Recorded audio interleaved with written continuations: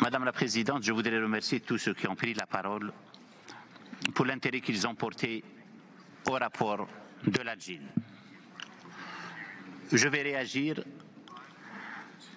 à certaines formules qui ont été utilisées dans la salle pour éclairer justement la plénière sur des allégations et sur des pratiques. Je commencerai par la dernière, s'agissant des réfugiés qui ont trouvé asile dans mon pays depuis 40 ans. J'aurais vivement apprécié que l'on se pose la question pourquoi il y a des réfugiés et qui a produit les réfugiés. Les réfugiés qui se trouvent dans mon pays sont victimes d'un déni d'application du droit international et nous entendons dans cette salle, à longueur depuis presque une année, un rappel sur les fondamentaux de la Charte des Nations Unies, le droit international, le respect des frontières, la déportation des personnes, et je pourrais en citer longuement. Le peuple du Sahara occidental, qui est en attente de l'exercice de son droit à l'autodétermination, se trouve pour une grande partie réfugié dans mon pays et dans des pays du voisinage. Et il aurait été plus pratique de s'interroger sur la question. Et ce serait également faire une insulte au Haut Commissariat aux réfugiés, au Programme alimentaire mondial, à l'UNICEF, à l'OMS, qui sont présents dans les camps et qui sont les témoins de ce que vivent cette population qui se trouve dans un des endroits les plus hostiles de la planète, dans un grand erg du Sahara. Les témoignages d'une trentaine d'ONG qui exécutent le programme de l'Union européenne d'assistance et de secours aux réfugiés. Donc dire que dans cette zone serait une zone de non-droit où l'on pratiquerait des violations, je le répéterai, c'est attentatoire à l'engagement de tous ces humanitaires présents depuis plus de 4 décennies. Je m'en arrêterai là. S'agissant de la liberté religieuse, comme vous le savez, l'islam est la religion à 99% de la société algérienne. Mais ce n'est pas une raison pour que également l'islam ne soit pas encadré. L'islam en Algérie, malgré qu'il soit l'expression de la conviction de la quasi-majorité du peuple, est également encadré. Pour créer une association ou un groupement, il faut se présenter aux autorités. Pour construire une mosquée, il faut avoir un permis de construire. Pour prêcher, il faut être formé et avoir le discours de la modération. Ce qui est applicable à l'islam est applicable à toutes les autres religions. Et également, on ne peut pas collecter de l'argent si on n'a pas d'autorisation. On ne peut pas solliciter un visa de touriste et venir prêcher. On ne peut pas faire introduire des livres religieux qui n'ont pas préalablement été déclarés. C'est également applicable à l'islam, aux livres religieux, à l'imam, à la mosquée. Donc il n'y a pas de discrimination quant à la pratique des religions. Nous avons un ministère des Affaires religieuses. Nous n'avons pas un ministère dédié spécifiquement à une seule religion. Sur la question des défenseurs des droits de l'homme et de la liberté de la presse, je dois rappeler également que la Déclaration des Nations Unies ne s'intitule pas Déclaration des défenseurs, elle s'intitule Déclaration sur les droits et les devoirs des groupes et des individus. La balance existe là. Quant à prétendre que des journaux ont été fermés sur la base d'indications ou d'instructions des autorités, cela est faux. Les journaux cités par un orateur l'ont été pour des raisons financières, l'ont été pour des raisons commerciales et n'ont pas été en mesure de faire face également et de n'avoir pas suffisamment préparé le tournant du numérique. Une personne s'est adressée par visioconférence en déclarant qu'elle fait l'objet d'harcèlement et qu'elle a été interdite de voyager pour participer à une réunion sur l'UPR. Comme vous le savez, dans tous les pays du monde, quand une personne est sous contrôle judiciaire, elle ne peut pas voyager, elle doit déposer son passeport. Les personnes que l'on a citées sont des personnes qui font l'objet d'une procédure judiciaire, qui en fait étaient en détention, qui ont bénéficié d'une mesure de clémence et qui ont été libérés mais placés sous contrôle judiciaire et qui ont voulu voyager sans préalablement informer le juge d'instruction, ni par eux-mêmes, ni par la requête de leur avocat.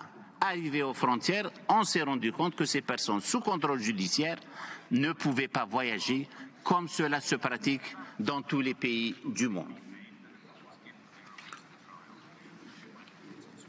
La question de la peine de mort a été évoquée par de nombreux intervenants. Nous l'avons dit lors de la présentation de notre rapport au mois de novembre. L'Algérie est un pays abolitionniste de fait. Depuis 30 ans, aucune exécution d'une peine capitale n'a été mise en œuvre. Nous avions déjà dans notre code que la femme enceinte, que l'enfant mineur ne pouvaient pas être sujets à un prononcé judiciaire d'une peine capitale. En fait, nous sommes un État qui a été parmi les premiers à énoncer et à mettre en œuvre un moratoire sur la peine de mort, et cela dure depuis 30 ans. S'agissant des sentences qui ont été rendues, je parle de sentences in absentia, en l'absence de la personne. Cette personne, si elle venait à se présenter ou si elle sera arrêtée, elle pourra revenir au tribunal, on va refaire le procès depuis le début, elle aura le droit à un avocat, son procès sera public, elle pourra faire appel. Ce sont là les conditions du procès équitable, et la peine qui sera rendue ne sera certainement pas la peine capitale, puisque la personne aura par elle-même ou par son avocat la possibilité de se défendre. Sur l'indépendance du judiciaire,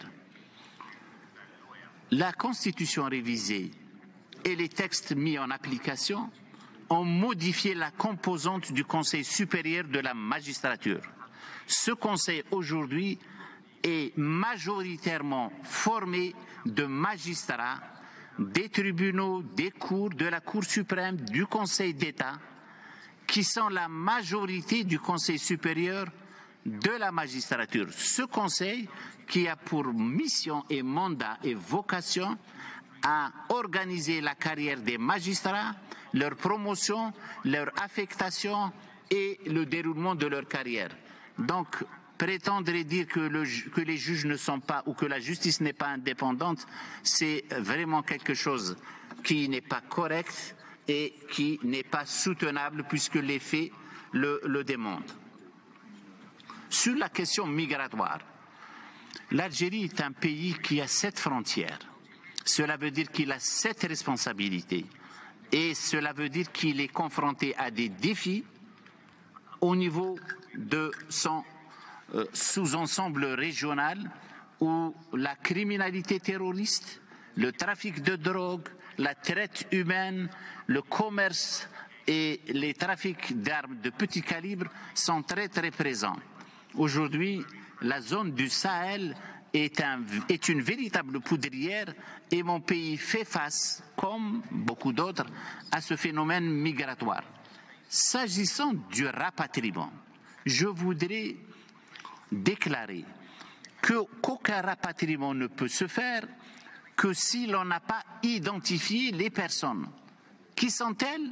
D'où viennent-elles? De quel pays? Et pour cela, nous avons besoin du concours et de la coopération des pays d'origine qui doivent nous délivrer des laissez-passer. Parce que quelqu'un ne peut pas traverser une frontière s'il ne dispose pas d'un laissez-passer.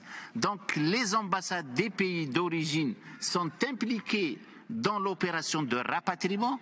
La délégation de l'Organisation internationale des migrations est également impliquée dans ce processus. Le Croissant Rouge algérien et des ONG algériennes sont également partie prenante. Les autorités des pays d'origine sont avisées du point de frontière par lequel vont transiter ou entrer leurs ressortissants, et toutes ces personnes sont transportées par des moyens confortables. Elles bénéficient également d'un quitus alimentaire qui leur permettra, à l'occasion de leur arrivée, d'avoir au moins une autonomie alimentaire depuis au moins pour une dizaine de jours, ainsi que d'un pécule financier.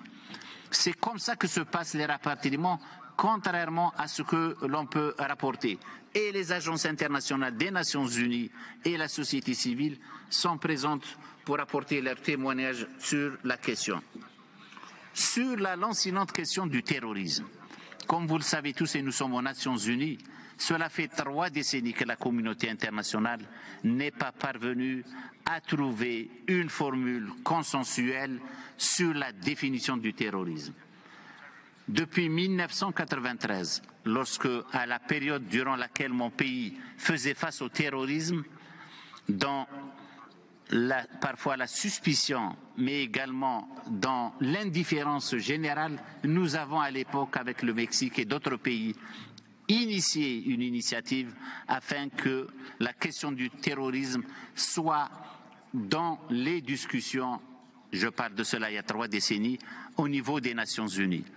Ce phénomène, qui à l'époque était méconnu, mais que nous vivions dans notre chair, était pour certains étrangers et participait beaucoup plus à une question d'ordre et de sécurité publique.